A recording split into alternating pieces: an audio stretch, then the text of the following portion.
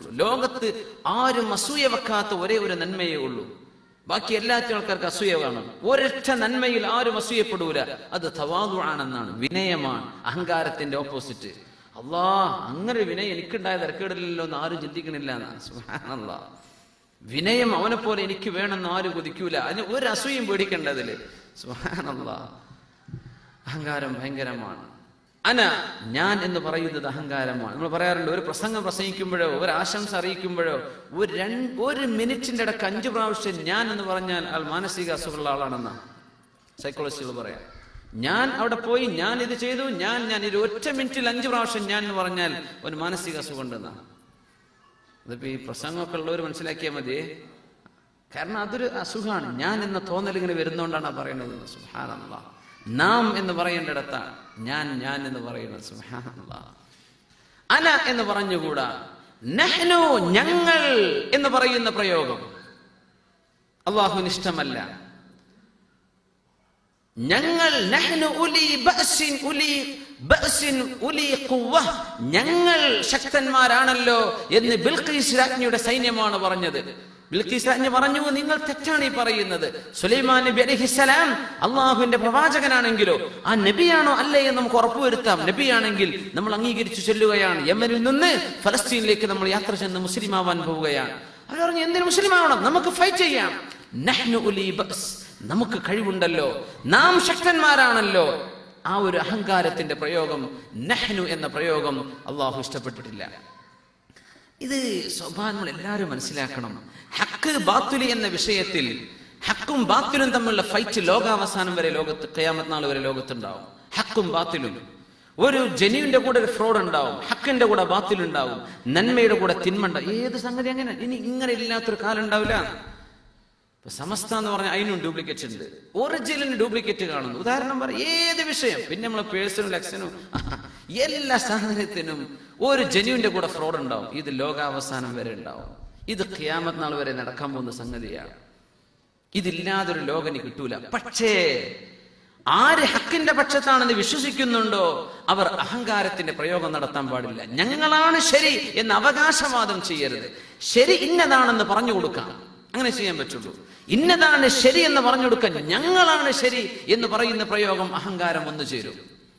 അത് പ്രയോഗിച്ചുകൂടാന്ന സംഘടനാ പ്രവർത്തനങ്ങളൊക്കെ ചെയ്യുന്ന ആളുകൾ പ്രത്യേകിച്ച് മനസ്സിലാക്കണം. നമ്മുടെ അമലുകൾ നഷ്ടപ്പെടുന്ന ലൂപ്പ് ഹോളുകൾ കാണും. ചില ലീക്കായി പോയ എന്ത് ചെയ്യും? നമ്മൾ കുറെ പ്രവർത്തിച്ചു, കുറെ സമയം ചെലവഴിച്ചിട്ട് ഇതൊക്കെ വൃഥാവിലായി പോയാൽ എന്തായിരിക്കും നമ്മുടെ അവസ്ഥ?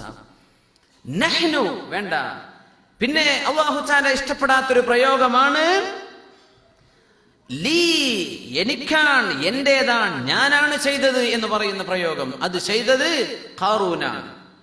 ഖാറൂൻ മൂസ നബി അലൈഹിസ്സലാമിന്റെ കാലത്ത് മൂസ നബിയുടെ സഹോദരനുണ്ട്, നബിയായ ഹാറൂൻ അലൈഹിസ്സലാം. പക്ഷെ അവിടെ ഒരു ഖാറൂൻ ഉണ്ട്. ഖാറൂന്റെ പേരെന്താ?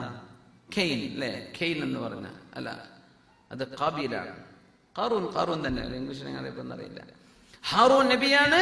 ഹാബീൽ ആദം നബി അലൈഹി സ്വലാമിന്റെ നല്ല മകനാണ്. ഖാബീൽ മോശക്കാരനാ, ഖാറൂനും മോശക്കാരനാ. 2 ഖാഫും മോശക്കാരാണ്, ഖാബീലും ഖാറൂനും.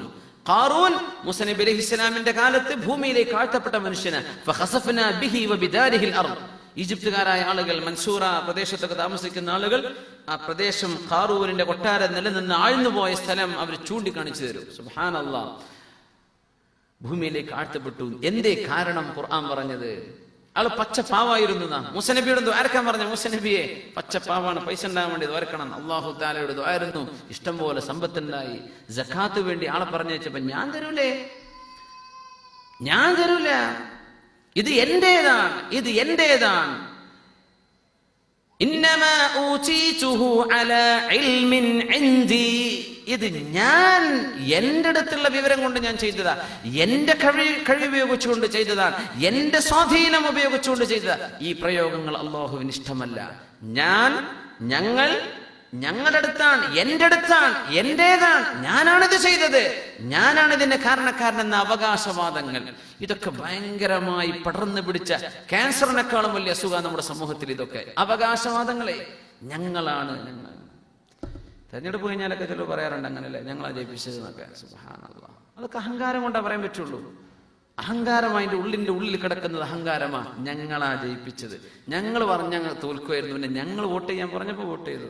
ആയിക്കോട്ടെ, എന്തിനാണ് സാധു മനുഷ്യന്മാരെങ്കിലും ഇങ്ങനെ പറയണത്? മുസ്ലിമീങ്ങളോട് ഞാൻ പറയുന്നത്, വേറെ കോൺഗ്രസ്സുകാരോ മാർക്സിസ്റ്റുകാരോ ഒക്കെ അമുസ്ലിമീങ്ങളായ ആൾക്കാരെ എൻ്റെ ഉള്ളിലുണ്ട്, അവരെ പറ്റിയല്ല ഞാൻ പറഞ്ഞത്. മുസ്ലിമീങ്ങളായ ആളുകൾ ഇതൊന്നും പറയാൻ പാടില്ല, ഇതൊക്കെ കിബറാണ്. ഇപ്പൊ ഈ മീഡിയ ഒക്കെ വന്ന് കിബർ എന്താ അല്ലാത്തെന്ത്, എങ്ങനെ പി സി ജോർജിനൊക്കെ കിബർ എന്താന്ന് പറഞ്ഞു കൊടുക്കുക, അഹങ്കാരം എന്താന്ന് ഇപ്പൊ എങ്ങനെ ഡിഫൈൻ ചെയ്ത് കൊടുക്കുക? ഈ ഡയലോഗുകളാണ് നമ്മുടെ രാഷ്ട്രീയം എന്ന് പറഞ്ഞ മുഴുവൻ ഡയലോഗുകൾ. അഹങ്കാരത്തിന്റെ, ഞാൻ ബാക്കിയുള്ളതൊക്കെ തെറ്റ്, ആയിക്കോട്ടെ മനുഷ്യന്മാർ തെറ്റ് ചെയ്തിരിക്കാം, പക്ഷെ പരസ്യമായിട്ട് ഒരാൾ ഓൻ തെറ്റ് ഞാൻ മാത്രം ശരി, ഇതൊക്കെ പച്ചയായ അഹങ്കാരമാണ്. ശറ ഒരിക്കലും അംഗീകരിക്കൂല. ഈ അഹങ്കാരത്തിന്റെ വെടിപറച്ചിൽ മാത്ര നമ്മുടെ രാഷ്ട്രീയ ലോകം. അഹങ്കാരം പറയാൻ ഞങ്ങളാണ്. മുസ്ലിമിന് പറ്റൂല, മുസ്ലിം പറ്റൂല. യാഥാർത്ഥ്യമായി പറഞ്ഞു കൊടുക്കാം. ഇതിന്റെയൊക്കെ വിഷയം മനസ്സിൽ നമ്മൾ എന്ത് ചിന്തിക്കുന്നു എന്നതാണ്.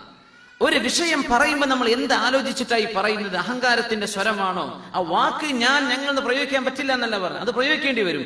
പക്ഷേ ആ പ്രയോഗത്തിന്റെ ശൈലിയാണ് വിഷയം.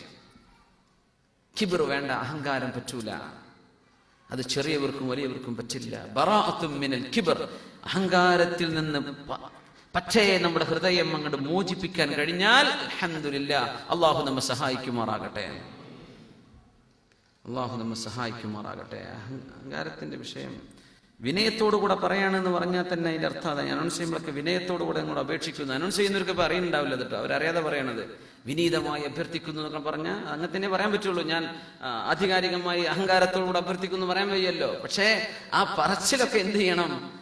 പറയുന്നവർ ശ്രദ്ധിക്കണം. അതിലൊക്കെ വരും ഞാൻ മറ്റുള്ളവനെക്കാൾ ഉഷാറാണെന്ന് തോന്നാൻ പാടില്ല എന്നാണ്. ഇതാണ് ശറഅ്.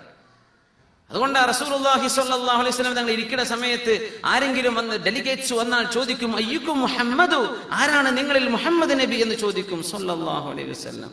നിങ്ങളിൽ ആരാ മുഹമ്മദ് നബി?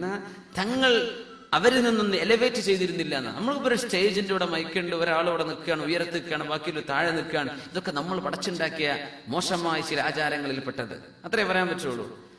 ഇങ്ങനെ നിൽക്കുമ്പോ എനിക്കിങ്ങനെ തോന്നുകയെന്ന് വിചാരിക്കാൻ തരക്കേടില്ലല്ലോ. റബ്ബേ, കഴിഞ്ഞു, എന്റെ കഥ കഴിഞ്ഞു, എന്റെ കഥ കഴിഞ്ഞു. ഇത് മാരകമായ കൊടും അസുഖം അതാണ്. അത് വരാതെ കുറച്ച് നമ്മളെ കാത്തു രക്ഷിക്കുമാറാകട്ടെ. അങ്ങനെ ഒരു സംഗതി ഇല്ല. അതില്ലാതിരിക്കാൻ തങ്ങൾ സദസ്സിന്റെ ഉള്ളിലായിരുന്നതെന്ന്. അപ്പൊ ചോദിക്കും, ആരാപ്പി നബി?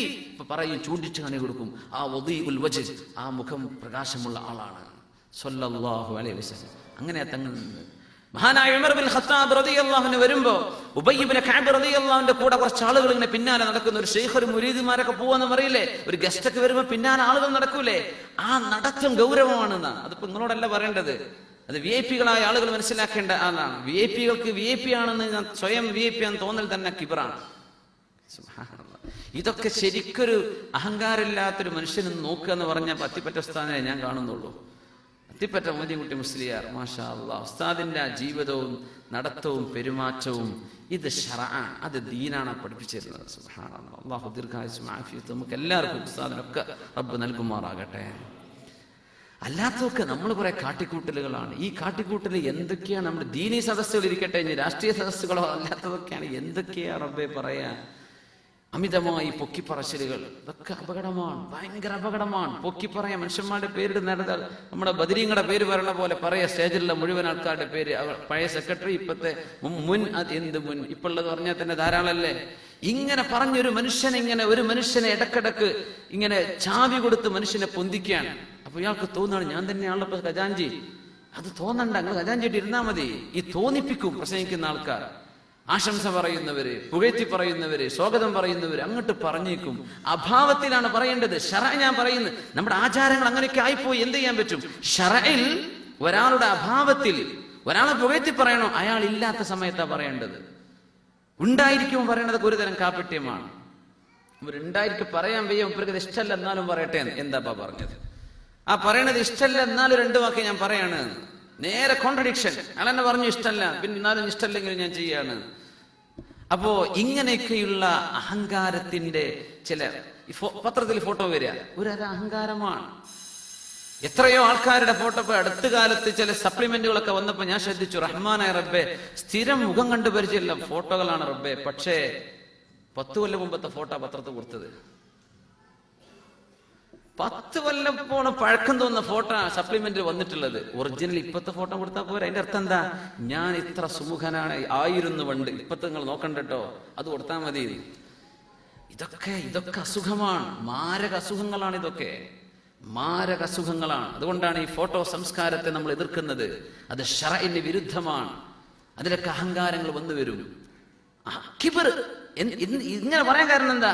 ലാ യദ്ഖുലുൽ ജന്ന, സ്വർഗ്ഗം നിഷിദ്ധമാണ്. മൻ കാന ഫീ ഖൽബിഹി ഹബ്ബത്തു ഖർദലിൻ മിൻ കിബ്രിൻ, അഹങ്കാരത്തിന്റെ ചെറിയൊരു അംശം, ഒരു കടുകിന്റെ അത്ര കൽബിൽ കടന്നാൽ അവർക്ക് സ്വർഗ്ഗം നിഷിദ്ധമാണെന്ന വിഷയം. അതുകൊണ്ട് അത് ഇല്ലാത്തവർക്ക് സ്വർഗ്ഗം ഉറപ്പാണ്.